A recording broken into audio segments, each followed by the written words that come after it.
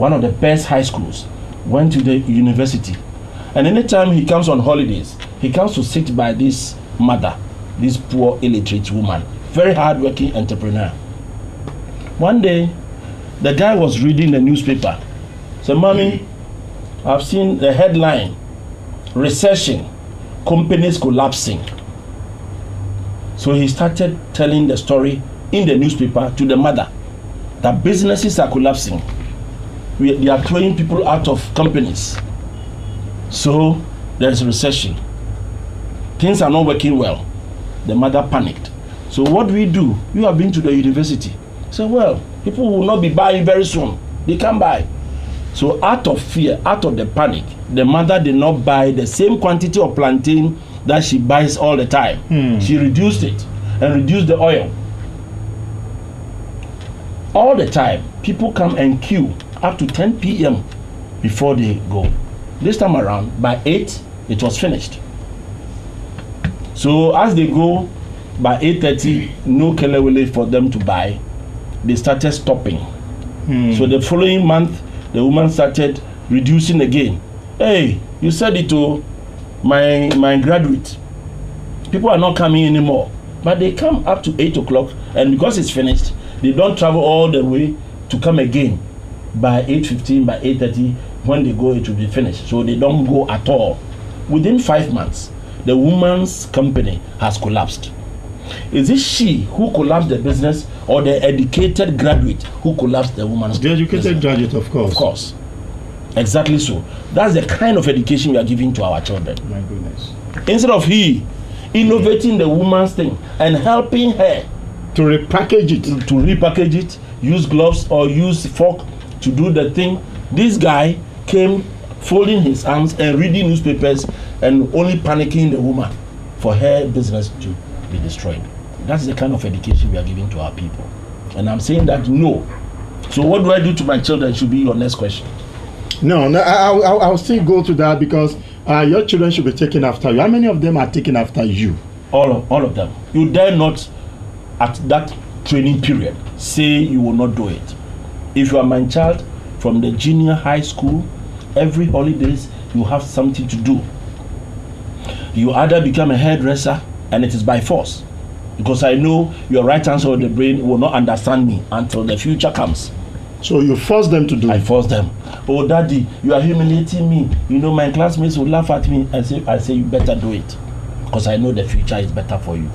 You don't have the brain, and I want to train your brain. So I did that. My goodness. Are we not really destroying ourselves by this mentality of I'm a rich man's son, I'm a rich man's daughter? Because how many businesses survive after the first generation?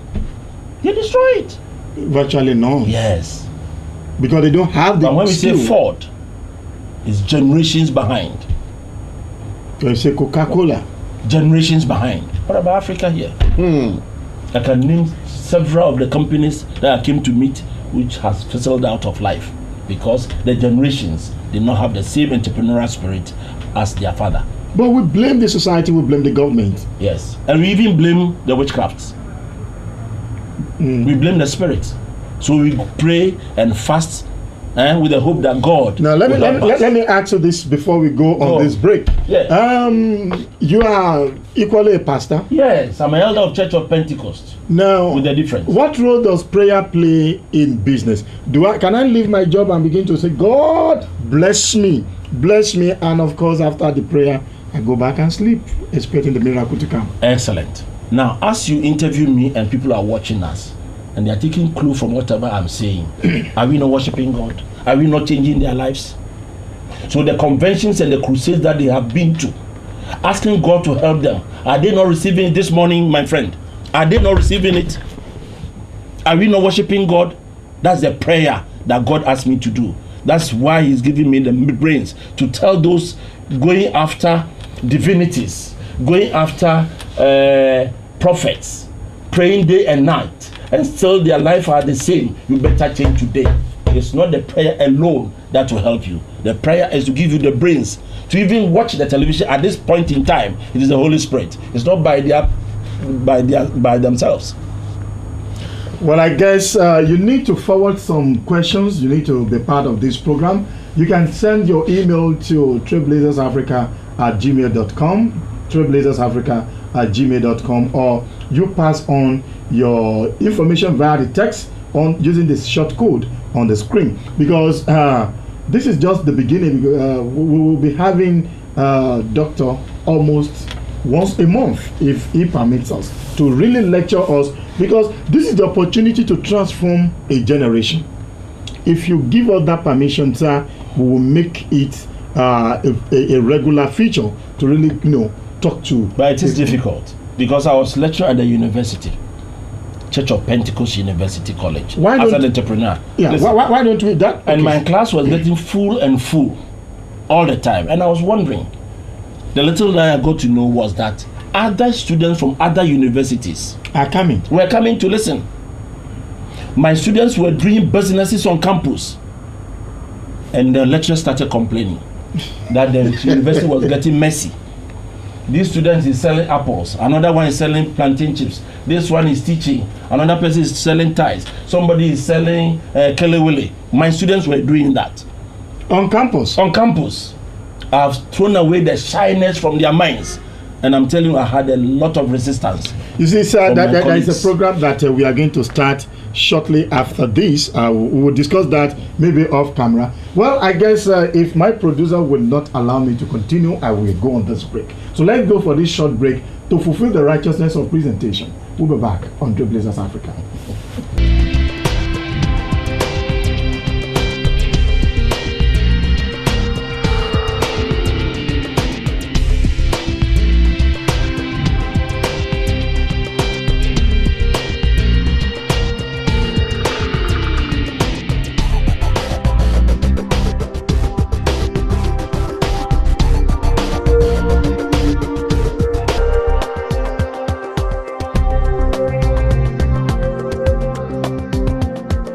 Very interesting moment, I must say. Trailblazers Africa is becoming something else. We are looking at entrepreneurship, and if you are just watching, I want to congratulate you for being part of the program today. Well, I have been speaking with Dr. Michael Ajekumhado, the governor and the chief executive officer of Kama Industries. Group of industries. Sir, your children, you are among the best 100 in Ghana. Yeah, the company. My company is a member of the Ghana Club 100. But then, would it not be a shame if they now see your daughter or your son by the roadside selling towels? Yeah. Or dog chains, or newspapers? How do you feel when you drive past? That's my pride. I feel happy that my children should be doing that. Those guys selling by the streets, my children are not better than them. It's only by sheer luck and opportunity that they got me to have them as my children.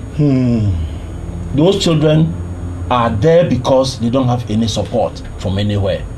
Let me tell you one experience I had with one of the kids selling PK. You know, PK chewing gum. He knocked on my glass, so I rolled it down. Said, "Please, can you buy my PK?" I said, "I don't have money."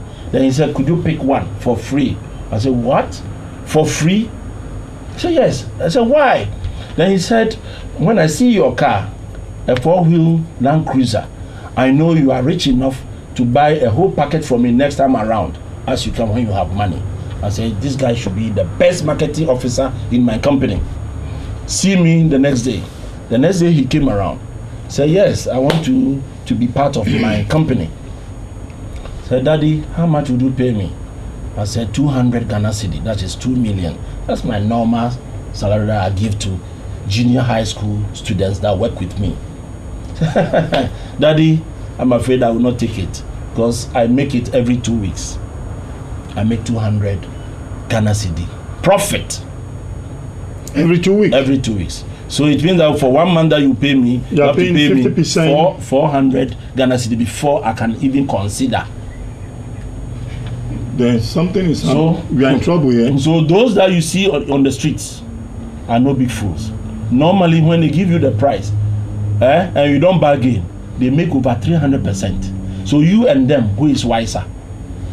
Now, you told us something that your children is a must for them to go through some process. Yes. From junior secondary school, what do you tell them to do? Right. I've already said about the junior. And the senior secondary school, every holiday they got to do something. That is when I think I should work on their right hands for their brain for better. And that is when you have to start selling on the streets. Your children? My children. They do it. Okay? And then the next holidays, you will do any other job with me, with my company. Okay. All right? Then the third year, when you are waiting for your results to enter the university, you'll be a mechanic, whether you like it or not. Be a girl or boy.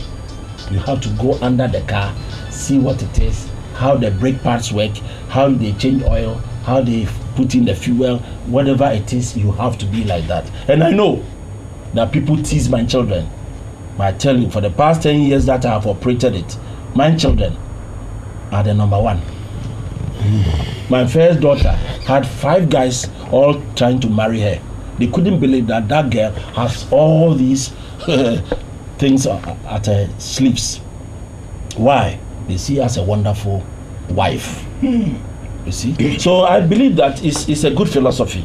And if you are listening to me, by the power invested in the Holy Spirit for you to watch Crystal TV this morning, you've got to use this practicality in your children. Don't pamper them. Allow them to work and let them work well. And don't look down upon other businesses. That is the future for your child. Well, let's look at the corporate social responsibility of a Karma Group. How is it like? Well, because I started from nothing and I've come to where I am, I realized that it pays to mentor people. It pays to support people. If I had had support from infancy, I'm sure I would have gone further than it is now. So what we do, or what my company does, is to adopt schools.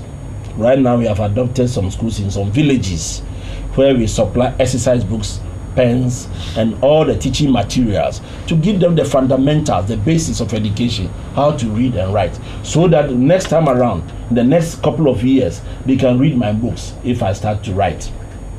I must tell you, I'm not a good writer, but all these things have to be put into books, and these children that I'm supporting must be able to read and also continue the now, can we then call that Dr. Michael's Foundation?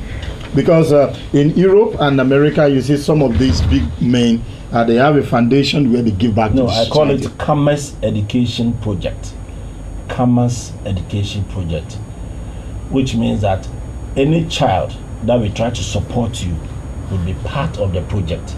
And when you finish whatever you want to study, let's say up to the university level, and you finish, you also contribute 2% of your income into this project. So it's going to be a sustainable project. So if there's any donation anybody want to give, my telephone number is 0244 417171.